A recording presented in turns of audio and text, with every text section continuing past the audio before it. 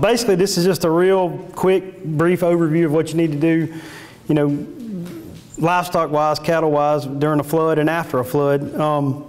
You know, I guess it's a given, it's kind of an obvious. Obviously, the biggest threat to livestock in a flood is the actual flood. So we've already passed that point.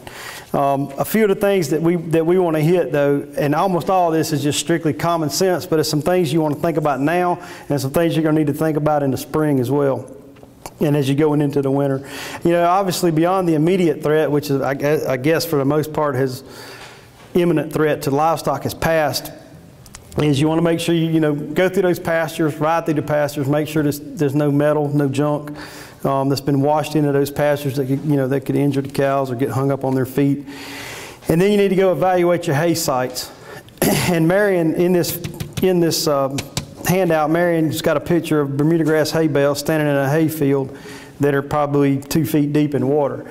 Well, you really got to evaluate that hay, test it, check it for for mold and other mycotoxins, because once it's been sitting in that, a little bit of 30% loss or 30% refusal by the animal is normal in a lot of people's hay operations. You're going to have 4 or 5 inches of rotten hay on every hay bale anyway. But these bales that have stood and stand in water for days and days and days, there could be some real mycotoxin issues with those. So make sure you check that and just be aware of that problem. Another thing that we overlook a lot of times when you're checking these pastures, be particularly aware of cherry tree limbs. We're actually, it's inevitable after every big storm we've ever had, especially hurricane, 48 hours later, 72 hours later, when you say Marion, 96 hours later, in that time frame, really from about 72 hours to 96 hours afterwards, we get these calls of cows dying. And most of the time that's from cherry tree leaves that have broken off during the storm. And we've all seen those cherry trees, and they're not toxic when they're green, but they're toxic when they're in a very specific amount of time when they're wilting. So make sure, we're kind of in that frame now, so make sure you have checked, if you've got cherry trees on your farm, which almost all of us do, and they're on the pasture and they're on the fence lines, make sure you go through there and check for those.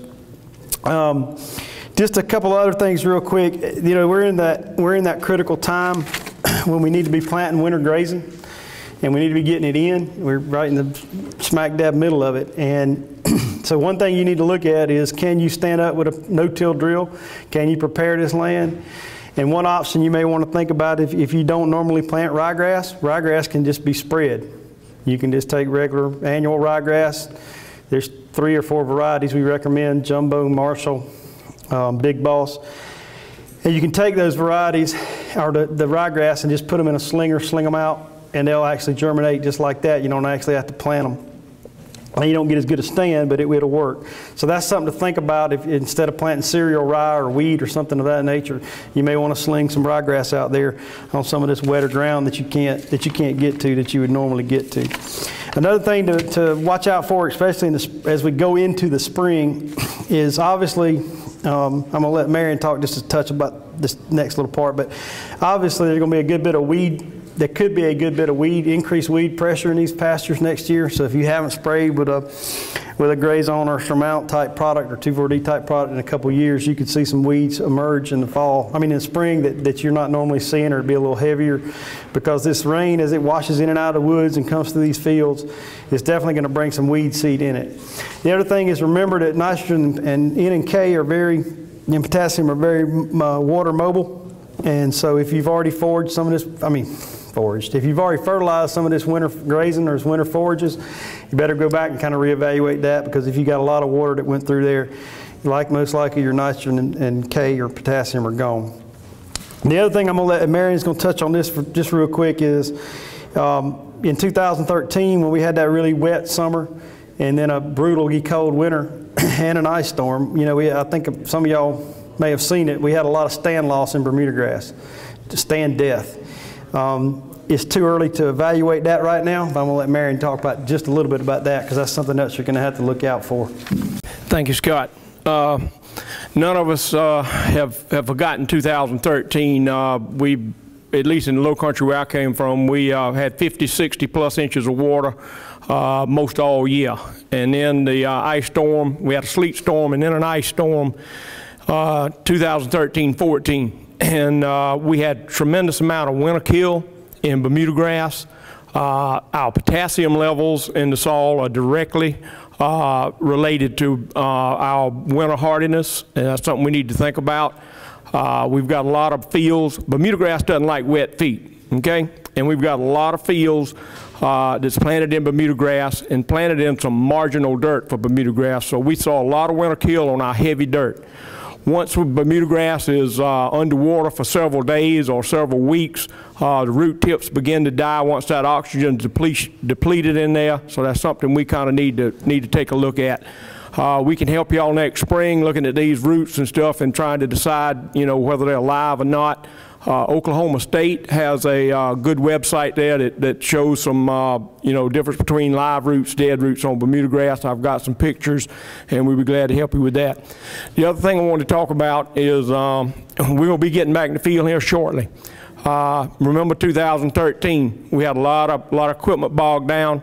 I know we had at least one 200 horsepower tractor over maybe in Georgetown County that was pulled in two trying to get out with a track hoe.